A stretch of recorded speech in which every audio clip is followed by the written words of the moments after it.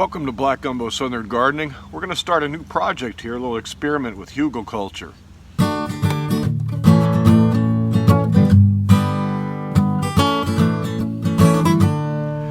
Have you ever heard of the term HUGELKULTUR? It is one of those words that a lot of people have heard but don't really know how it works. It started in the permaculture community, and it's a good way to build soil with carbon fixation. You're sequestering carbon at the bottom of your garden. In traditional HUGELKULTUR, you would build a big pile of logs and sticks and organic debris, and you would mound soil or compost over that and build yourself a mound and plant directly in that.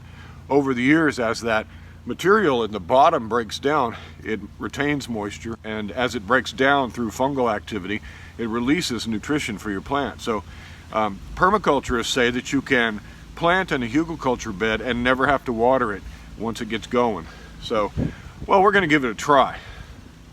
I have here this trough that was not doing anything, so I brought it home from my son's house. We used to baptize folks in that. In the likeness of his death and raised to walk in newness of life. But it won't hold water anymore. I've drilled some drainage holes in the bottom because I don't want it to fill up with water when it rains. I want it to actually be able to drain. This will be my new raised bed. And we're going to try with all of this organic material, all this oak tree branches, all the trimmings from my citrus trees, a bunch of logs that I've scrounged up around the neighborhood. We're going to fill at least 3/4 of this, well, 2/3 of this with organic material, and then on top of that we're going to come back and put our soil. So this is also an easy way to fill a big raised bed that's tall like this without breaking the bank, without having to go buy a truckload of soil to fill that whole thing. So the top, say 10 inches of this will be fresh garden soil, and we can plant directly in that. So long as we're not mixing our organic materials into the soil, that's how you bind up resources and nutrition that your plants need. But so long as it's down below that soil, we'll have a good go at it. This will rot over time. It will decompose with fungal networks will grow all in that. One of the things that HUGELKULTUR has against it sometimes is that all of this material can attract pests. You can get termites in there, you can get rats building nests in there, which is why I'm trying it in a container like this, a closed system. The holes at the bottom are large enough to allow earthworms to go in and out, but if a rat's going to build a nest in here, he's going to have to hop over, dig down. So if I get termites in here, well, they'll just do their work in this closed container. So that's why I like this idea, this experiment I'm going to try, being in a container. In here, I've piled at least 1 foot of lemon tree clippings, oak tree clippings, just various wood branches that I found around my property. And when they ground my stump, all of this sawdust here is laying on top of the ground here, and I asked them to leave it here for me so I could scoop it up and use some of that as organic material. That will help to fill in the gaps. And so I'm going to just put a whole bunch of stuff in here. I'm going to put those oak branches, which are already well on their way to be broken down, and I'm going to put those big logs over there in here as well. And I'm going to put those last. They say your big logs should be at the bottom, but I'm going to use those to help weigh this down because it's a little springy. And over time, as this breaks down, this will settle and we can add more compost on top and keep a nice raised bed going here.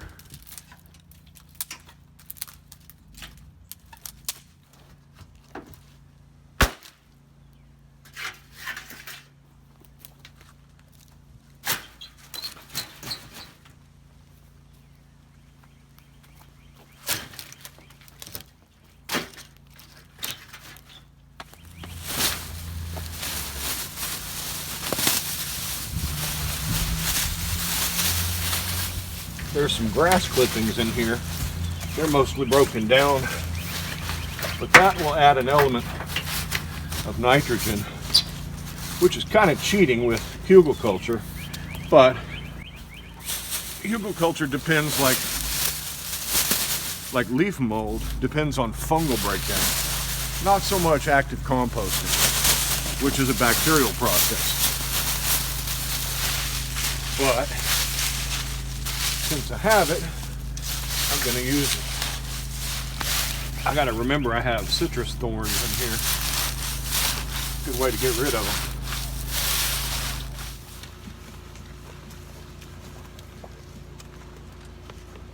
Okay, I have a whole lot of potting soil that is from last year, and I'm going to reuse a lot of that in here, start building up my soil.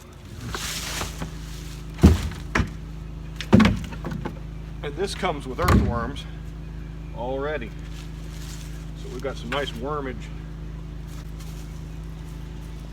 I'm going to take these kinds of pots that have organic material on them and put that on my organic layer and then turn the rest of it in on top.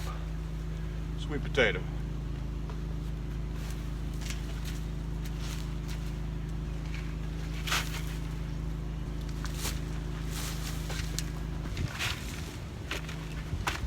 So we're getting it filled, and so far everything in here is free. I've paid no money. This is old soil that it's already returned to the investment I made in it when I purchased this soil, so essentially it's free now.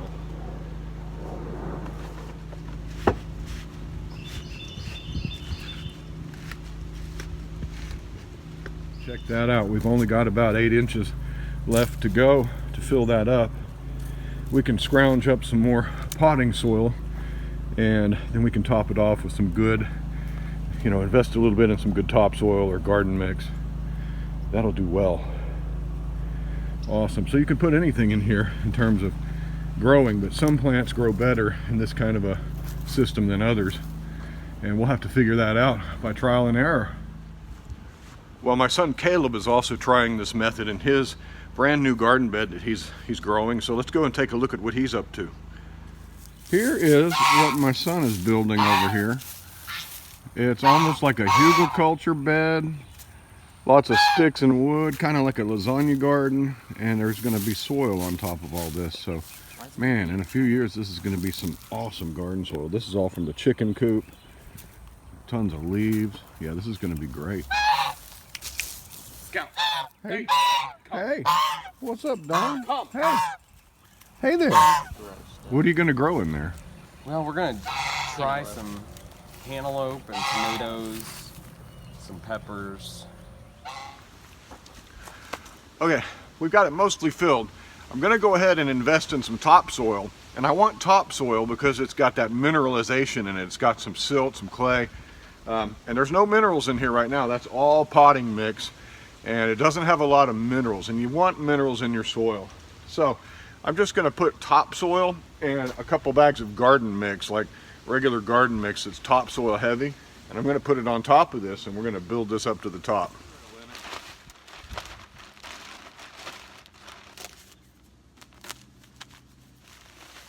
That's good.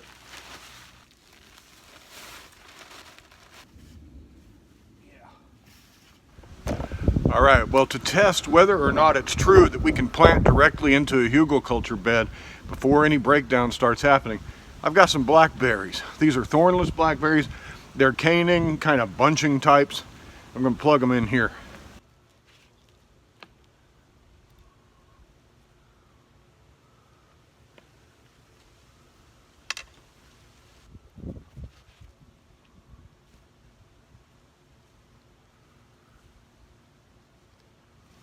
And now we just drop that guy in there. Uh-oh. Bare root plant. Here's what you do. Get it down in there pretty deep and just cover it up just like that. It's pretty easy, huh? While we're planting, we might as well put in some pollinator attractors. That's some nice flowers at the store. These couldn't be easier. Pop a plug, wedge it in. Nice, huh? Let's water it in. Let's see if this will grow. Yeah, I'm pleased. There's a super easy way to fill your garden beds, especially these kind of raised beds that are tall and large. You can look up and practice the HUGELKULTUR method.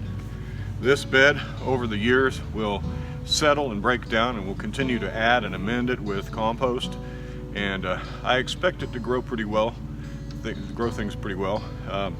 The soil will settle as it gets rained on and works its way down into those air gaps down there. But this is a viable method that people have done. Now there's some folks that won't do this because of the pests and challenges that it does bring. And well, in my area, we're going to try it and see if it works in our region. I don't think we're going to get any rodent pests in here, but who knows? We'll try it. It's an experiment, one more element added to the garden that we can all learn from. So thanks for joining me on Black Gumbo Southern Gardening. Like us on Facebook, follow us on Instagram, and happy gardening to you. Bye-bye.